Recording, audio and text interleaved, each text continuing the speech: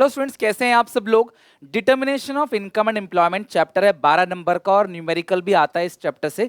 At least एक numerical तो आएगा। जैसा कि मैंने प्रॉमिस किया था आपको कि बिफोर एग्जाम मैं आपको सारे फॉर्मूले रिवीजन करा के भेजूंगा, तो अब एग्जामिनेशन में आप इन सारे फॉर्मूलों को अच्छे से लर्न करके जाना। यहाँ पे आप देखना, मैं सारे फॉर्मूले इस चैप्टर से जो भी जैसा बन सकता है, जो भी ट्रिक्स वगैरह है, सारी बातें क्लास यहाँ पे हम डिस्कस करेंगे। सबसे पहला फॉर्मूला इस चैप्टर में है अग्रीगेट डिमांड का, एडी।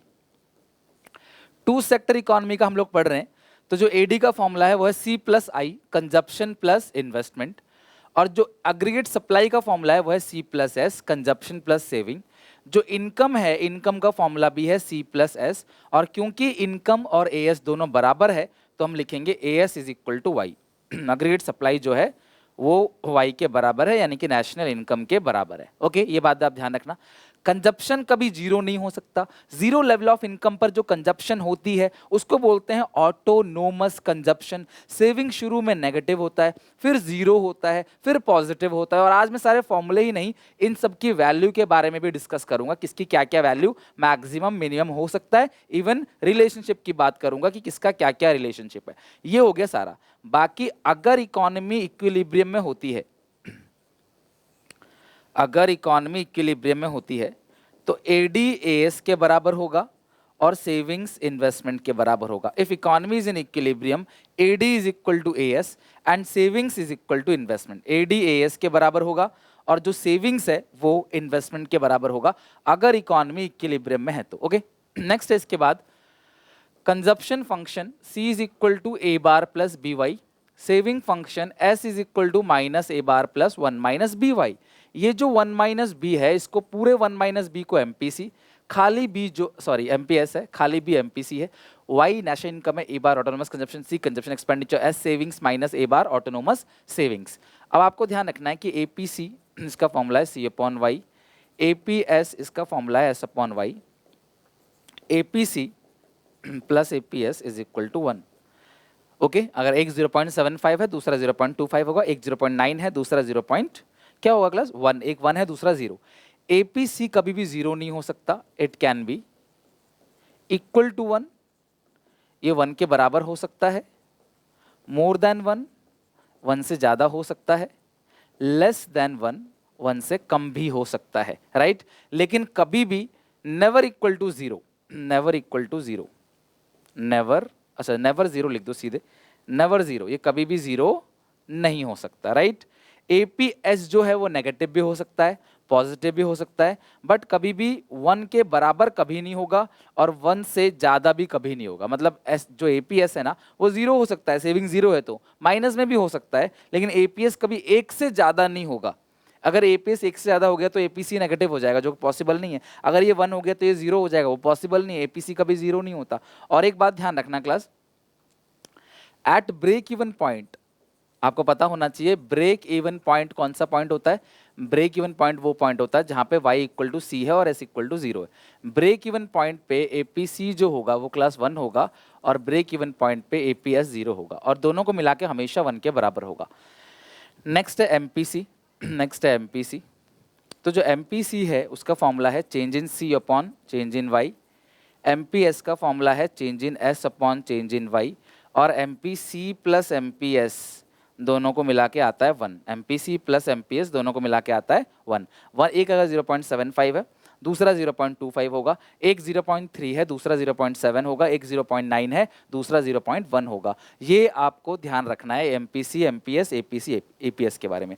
इसकी वैल्यू जनरली 0 to 1 होती है, इसकी वैल्यू भी जनरली 0 to 1 होती है। बट अगर सारा एडिशन इनकम कंज्यूम कर लिया तो एमपीसी 1 हो जाएगा, और अगर सारा एडिशन इनकम सेव कर लिया तो एमपीएस 1 हो जाएगा। यानी कि अगर आपने जितना भी एक्स्ट्रा इनकम कमाया है, 50 कमाया, 50 ही सेव कर लिया, कंजप्शन कर लिया, तो एमपीसी 1। अगर एमपीसी 1 है तो एमपीएस 0 होगा। सिमिलरली अगर एमपीएस 1 है तो एमपीसी 0 होगा। जनरली होता नहीं ऐसा, आमतौर पर 0 to 1 के बीच ही होता है। तो देख रहे हो फॉर्मूला आप, एडी का भी हो गया, एएस का भी हो गया, एपीसी, एपीएस, एमपीसी, एमपीएस, सी फंक्शन, एस फंक्शन से भी क्वेश्चन आ जाता है कई बार। और अगर इकोनॉमी इक्विलिब्रियम में तो एडी, एएस के और एस आई के।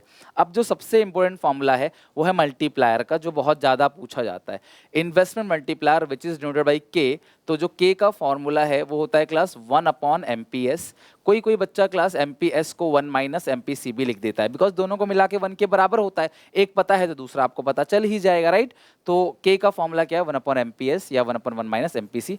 K का एक और फॉर्मूला भी होता है delta Y upon delta I, और इसका आंसर जो आता है इन टाइम्स आता है। कभी भी ध्यान रखना, if in question change in I या इंक्रीज इन्वेस्टमेंट, ठीक है, इज गिवन और आस्क्ड, पूछा हो क्लास या क्वेश्चन मांग रहा हो, we should use both formula, हमें दोनों फॉर्मूला यूज करना है ऑफ K के दोनों फॉर्मूला, पहला होता है क्लास 1/MPS, दूसरा होता है delta Y upon delta I। और आपको पता होना चाहिए इसकी वैल्यू जो होती है 1 to infinity होती है, 1 to infinity, यानी कि जो इन्वेस्टमेंट मल्टीप्लायर की वैल्यू है वो 1 to infinity है, राइट। अच्छा देखना, अगर MPC 1 है, ठीक है, तो K कितना होगा, तो K का फॉर्मूला होता है 1/1 माइनस MPC, तो इन्फिनिटी आ जाएगा। और अगर MPC 0 है तो MPS 1 होगा, तो K का फॉर्मूला 1/MPS, तो यानी 1 to infinity रहती है, मैक्स टू मैक्स। MPC अगर 0 है तो फिर, या MPS, देखो MPC अगर 0 है तो MPS 1 होगा, अगर MPS 1 है 1/1, K का फॉर्मूला 1/MPS है, ये 1 आ जाएगा। MPC अगर 1 है तो MPS 0, K का फॉर्मूला 1/0 इन्फिनिटी। तो ये ध्यान रखना है कि 1 to infinity इसका मैक्सिमम रहता ही रहता है, इसका आंसर आता है इन टाइम्स। और अगर तुम्हें किसी भी क्वेश्चन में डेल्टा I दे रखा है तो तुम K के दोनों फॉर्मूलों का यूज करोगे।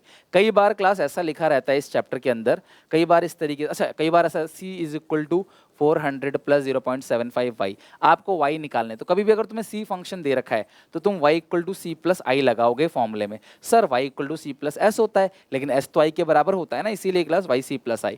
और जहाँ पे तुम्हें s फंक्शन दिया होगा -400 + 0.25y, और कुछ i भी दिया होगा आपको, मान लो 1100 दिया है, तो तुम उस सिचुएशन में हमेशा s = i से शुरुआत करोगे।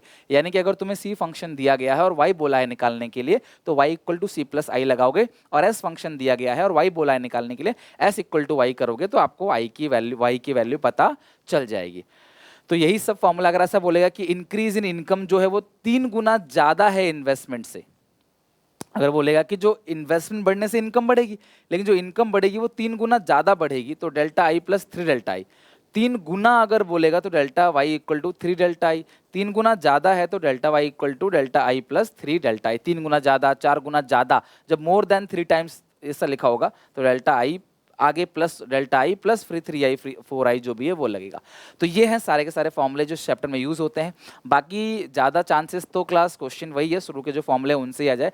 आई जरूर यूज होगा अगर क्वेश्चन कहता है कि 30% of additional income, 30% of additional income is saved, तो वो MPS है। एडिशनल इनकम का, इंक्रीज इन इनकम का, है ना, फ्रेश इन्वेस्टमेंट का, इसका मतलब चेंज है।